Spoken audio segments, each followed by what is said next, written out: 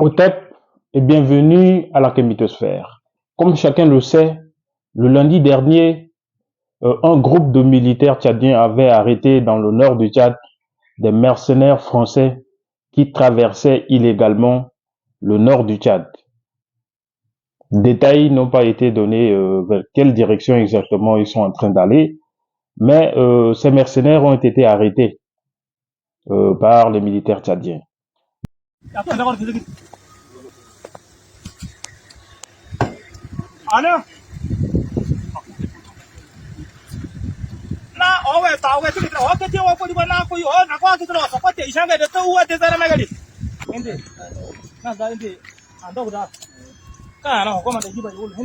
Mais ce qui est drôle, c'est que par après, le ministre de la Défense ou de l'armée tchadienne a par la suite sorti une note d'excuses, c'est-à-dire des excuses verbales envers la France. C'est d'abord un incident qui n'est pas coordonné, un incident malheureux que nous déplorons, et c'était notre demande à nos gouvernements et à la force française de nous aider afin de rapatrier tous les réfugiés soudanais à l'intérieur du pays.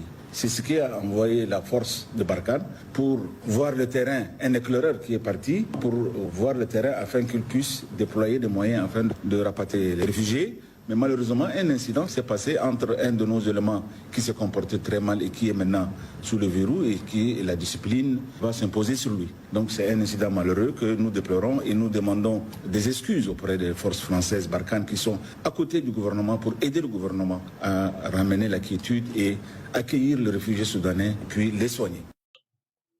Nous avons reçu par la suite des nouvelles comme quoi l'État français n'a pas accepté ces excuses, mais préfère plutôt des excuses à travers une note écrite de la part du gouvernement tchadien.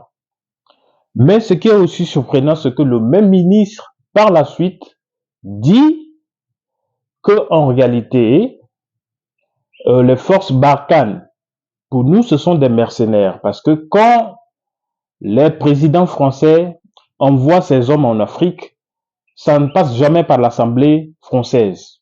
Or, selon les dispositions de la loi, pour que des militaires français sortent du territoire pour des opérations à l'extérieur, il va falloir que cela soit approuvé par l'Assemblée. Mais jamais on passe par l'Assemblée pour pouvoir envoyer des hommes à l'extérieur de la France. Donc, nous les considérons comme des mercenaires. Et c'est quoi? Le ministre, mais il fait encore une déclaration qui fait froid dans le dos, que ces forces Barkhane étaient là pour accompagner les militaires tchadiens qui doivent encadrer ceux qui fuyaient la guerre au Soudan vers des zones sécurisées. Autrement dit, c'est quoi? Donc, depuis 1960, depuis que le Tchad a acquis son indépendance, pour faire déplacer ceux qui fuient la guerre d'un point A à un point B, il va falloir que ce soit l'armée française qui vienne aider à déplacer des réfugiés dans une zone où il n'y a pas de guerre. Est-ce que vous trouvez cela normal? Et je vous parle d'un pays qui, en Afrique, a le plus élevé nombre de généraux. Le Tchad est ce pays africain, je peux même dire ce pays qui a le plus de généraux dans le monde. C'est le Tchad. Nous avons plus de 400 généraux. Oui, le Tchad a plus de 400 généraux. Et c'est rare d'avoir de telles statistiques dans des États.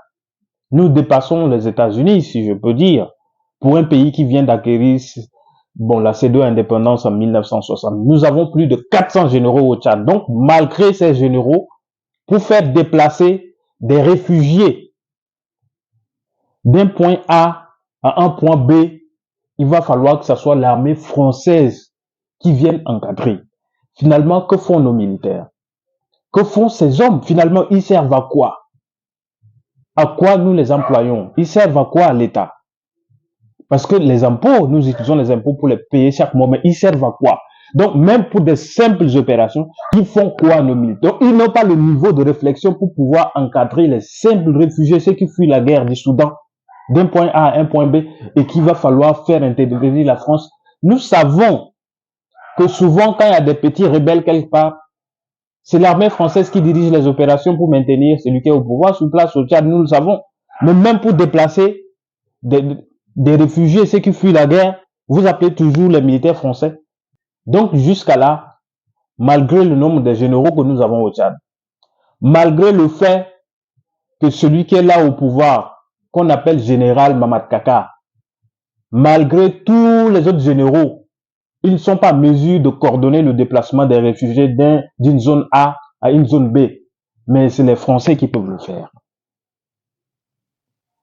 Donc, vous voyez dans quelle dimension nous sommes, alors que ces gars sont venus au pouvoir au nom de la sécurité. Ils sont au pouvoir au nom de la sécurité. Mais simplement pour faire déplacer les réfugiés, il faut appeler les Français pour venir assurer cette opération. Et les tueries dans les rues en N'Djamena, c'est monnaie courante. Personne n'est en sécurité, alors qu'ils sont venus aux affaires au nom de la sécurité. Voilà pour faire déplacer les réfugiés, ils ne sont pas à mesure, mais ce sont les Français qui font ce boulot. Nous savons que ce prétexte, c'est juste de la poudre aux yeux.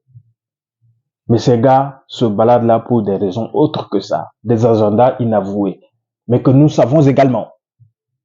Ceci pour dire que la jeunesse tchadienne doit se mobiliser et rester active.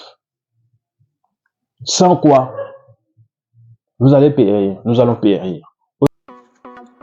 Permédou de l'égyptien ancien, signifiant maison de la parole, est une plateforme à travers laquelle nous vulgarisons les humanités classiques égypto-nubiennes, les idéaux du panafricanisme et de la libération de l'Afrique en général. Nous sommes convaincus que sans une véritable reconnexion aux valeurs civilisationnelles africaines, doublée d'une sérieuse manifestation de la volonté collective d'affirmation de puissance, nous ne pouvons pas gagner contre l'impérialisme et la néocolonisation.